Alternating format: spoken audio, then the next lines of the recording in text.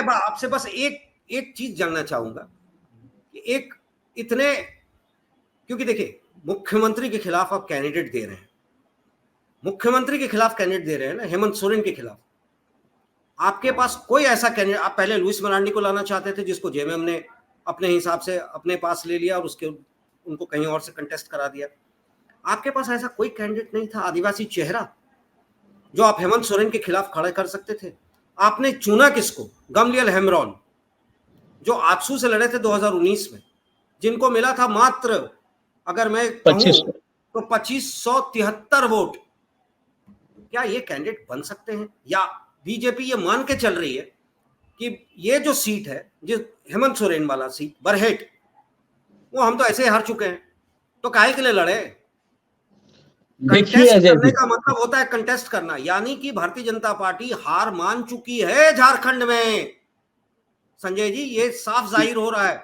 अगर मुख्यमंत्री के खिलाफ अगर एक अच्छा कैंडिडेट आप नहीं खड़ा कर सकते, जिसके खिलाफ आपने ईडी को खड़ा किया, जिसके खिलाफ इतने चार्जेस लगाए, और एक कैंडिडेट नहीं आपके पास, यानी कि जेएमएम के आप नतमस्तक हो गए ना।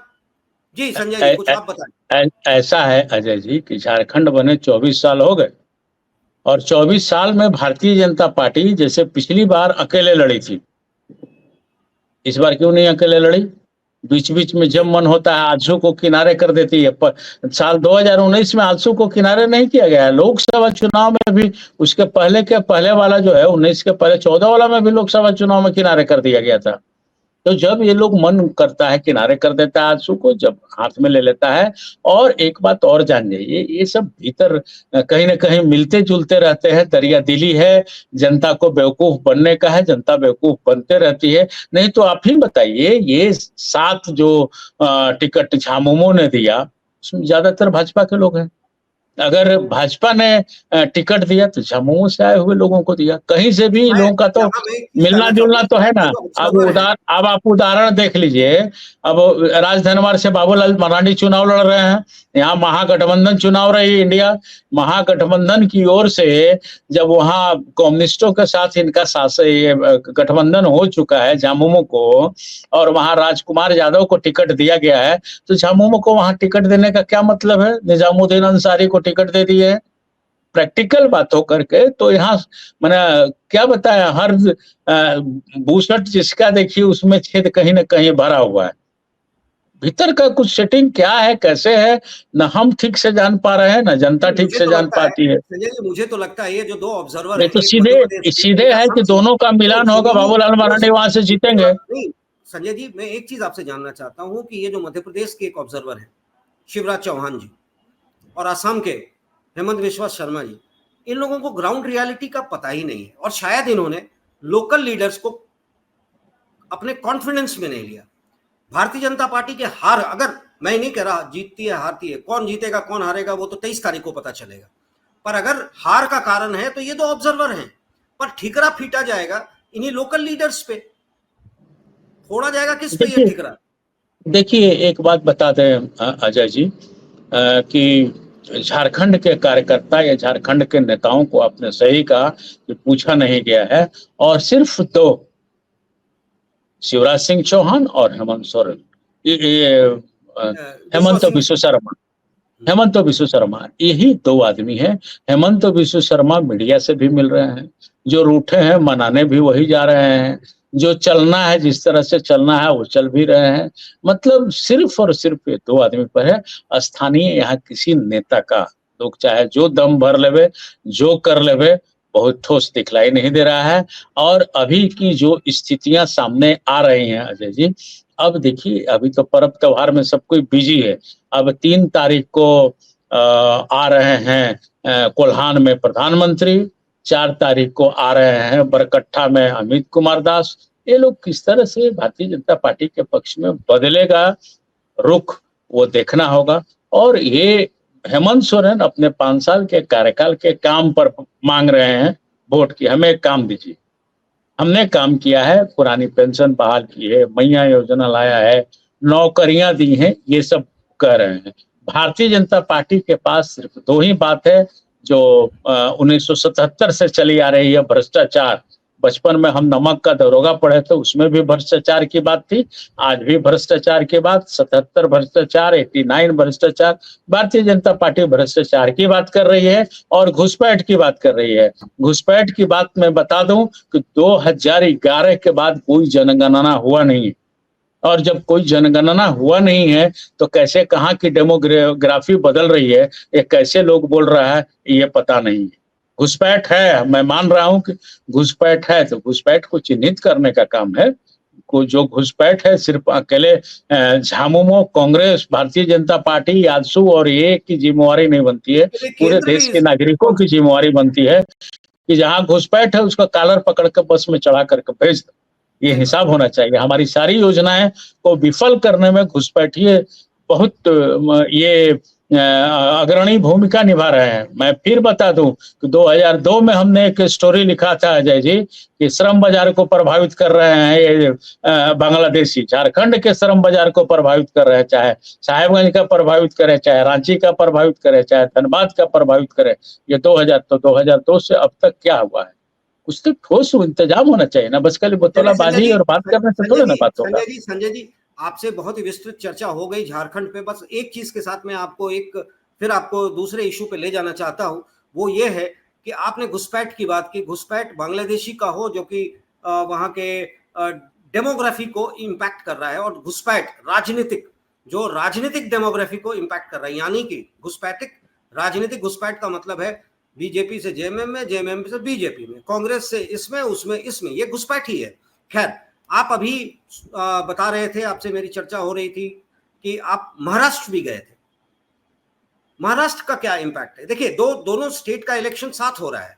महाराष्ट्र में क्या हो रहा है? आप महाराष्ट्र घूम कर आए हैं, आप काफी दिनों तक महाराष्ट्र में रहे, आपने वहां पर ग्राउंड रियलिटी चेक भी किया। आपको क्या लगता है राजनीति महाराष्ट्र में क्या है? देखिए, महाराष्ट्र विधानसभा में दो गठबंधन है, महायुति और महाविकास आघाड़ी। ये दोनों आमने सामने हैं, लड़ाई कुछ नई नहीं है। कोंकण की बात करें तो वहां 39 सीट पे शिवसेना के दोनों ही गुट आमने सामने हैं, सीधी बात है। दूसरी तरफ अगर हम चले जा रहे हैं पश्चिम महाराष्ट्र की 58 सीट पे है, वहां चचा भतीजा मतलब शरद पवार और इनके जो भतीजे हैं उनमें टकराहट है। उसमें टकराहट है कि किस तरह से हम काम करें। शरद पवार और अजित पवार किसी जमाने में मिलकर वहां अपनी अच्छी पैठ बना लिए थे और अच्छा निकल भी रहे थे। 2019 के विधानसभा चुनाव में एनसीपी ने इस क्षेत्र में बेहतर प्रदर्शन भी किया था, पश्चिम महाराष्ट्र की बात मैं बता रहा हूं, और 54 सीट जीती थी।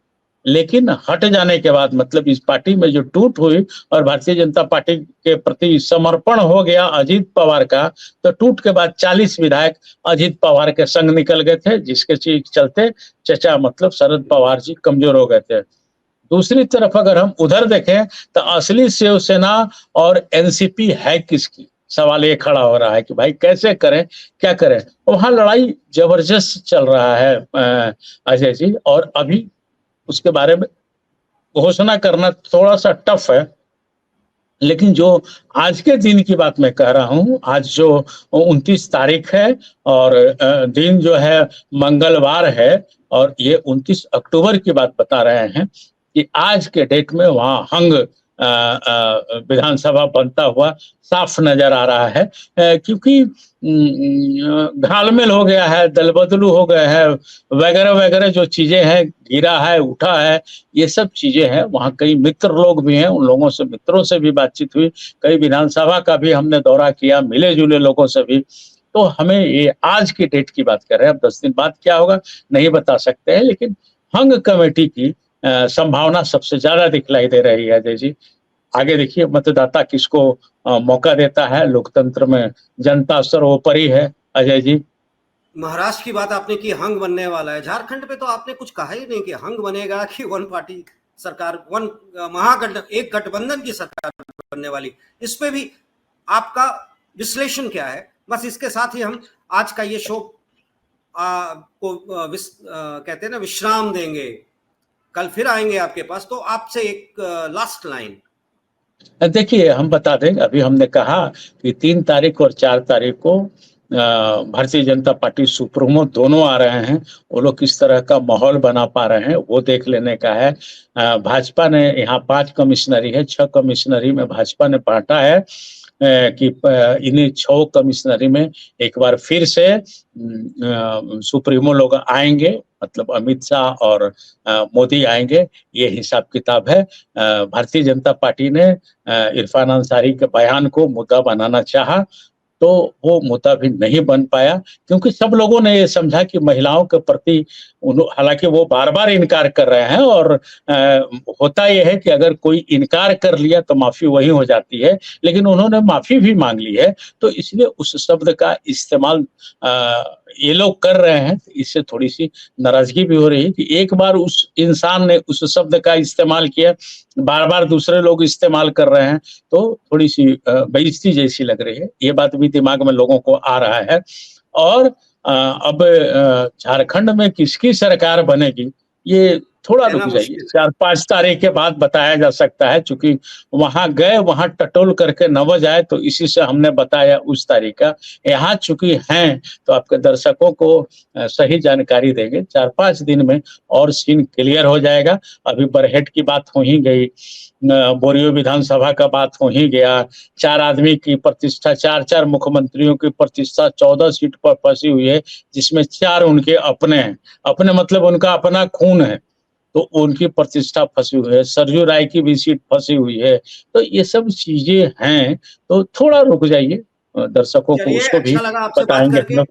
हम इंतज़ार करेंगे, जैसे कि अमिताभ बच्चन आते हैं कहने के लिए, कौन बनेगा करोड़पति?